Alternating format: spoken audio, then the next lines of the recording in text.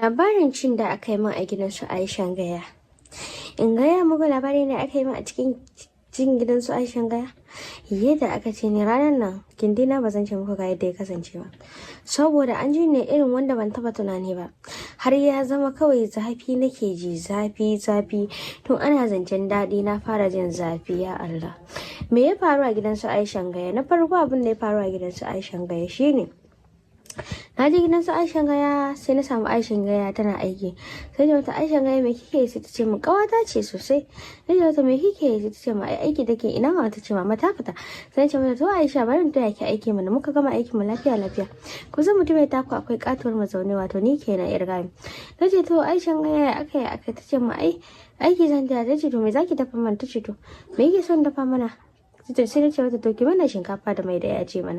Sai ta ce to babu damuwa bari na je ta nemo mana wake ba su da shi ya kare, sai kuma za ta mana tsayayyen haɗin abin da ya rage mai amfani da shi akan shinkafa da mai da yaji. Aisha gai ta fita sai ta bar min kwanukanta guda ɗaya biyu ina taya ta wankewa a tsakar gida. Na sun kuwa ina wankewa kenan. To sai ga ya mutsab ya shigo, ni ban ma lura da shi ba, kawai abinda na ji ashe ya jima yana kallon mazaunai na yadda nake juya su ina wanke kawai me zan ji sai na ji zalmalulu a bayana. Ina gaya muku abinda na fara ji kenan, zalmalulu a bayana ga ta a tsaye kyam. Sai na ce a me wannan? Sai na razana, da na razana zan mutsa gefe sai na kan ƙara kama mazaunai na. Sai na ce me? Sai ce ki shiru ya mutsab ne. Na ce ya mutsab me haka?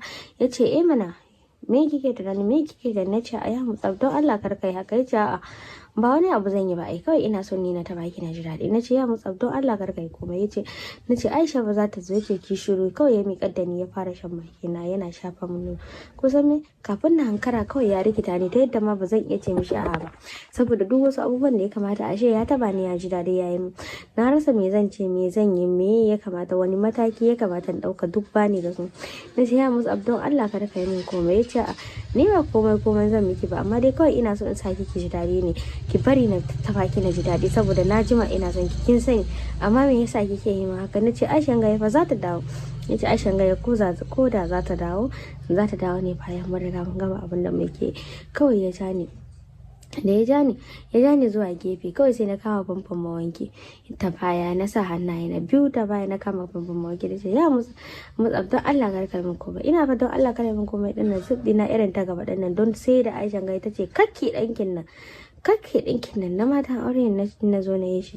Kawai sai ba gashi ya zuke ta ba, wannan albarkatun kuma sun bayyana zahiran. Me ya kamata a yi musu? Sai aka fara jagwalgwala musu. Da ya fara jagwalgwala musu to ni ko kusan mutum ya taku gurin ne kawai aka jagwalgwala mata, wayo Allah na, aka tattaba mata kushiya ku ji ta hau sama. In kuna son na hau kan iska yanzu wannan gurin guda biyu in nan ƴaƴan tagwai da aka taɓo min ita, inna lillahi. Kawai sai na ji kawai na fara bashi kyautan ma gidan gaba ki ɗaya tunda dai dama nasu ne. Na ce to bari mallaka masa shi tunda dama nasu ne, kun ga zai ji daɗin zama da abubuwan, za su ji daɗin zamantakewa da abin sa. Kawai da ya cafko ɗaya da yawun bakinsa ya taɓa gurin, inna lillahi, da na wani zaburo na ƙara kama kan famfon nan. Ba zan ce muku kai da ji ba saboda ku ba za ku gane ba idan aka zo ana baku labari sai ku kasa ganewa, saboda dukan ku mara lafiya ne, ku ba ku da lafiya, waɗanda kuke maganganun duk ba ku da lafiya, amma da lafiyan ku dole ku fahimci me nake nufi.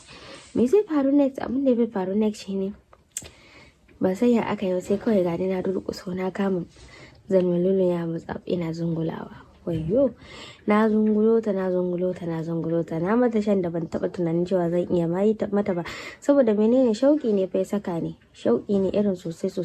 Kafin na hankara dan kujerun da yake gurin da aka ajiye na wanke da inda dama Aisha gai take zaune take wanke ta, saboda ita ba za ta iya wanke a tsugune ba, ni ne dai na iya wanke a tsugune. Kawai ya dauko kujerar ya zauna.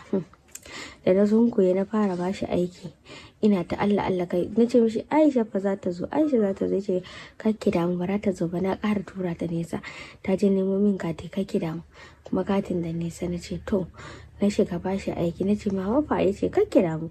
Na bashi aiki ya bani aiki, na bashi aiki. Me zai faru? Za ku so ku je da muka ci juna a wurin yadda ya zauna akan kujeran. Kawai sai na juya ta bayana, sai na zura zalmalolo sa shike, sai na fara ni nake aikin ina bashi back to back. a gurin. To ya za ku yi, kun fara tunani ya aka ya wuce, ya aka yi menene? Da can na taba aure, to gaskiya ta ma lokacin ne ba zaura ce, amma irin sakin mahaukacin nan, ba sakin wawa ba, sakin mahaukaci. To daukan mai hankali. To shine fa da na bashi kayan aiki ya ce ina ne da shi 5 and 6 babu rubuwa. Shikenan kafin na sati 2 mai zagayowa muka yi aure. To ya kuka ji abin? Ya kuka ji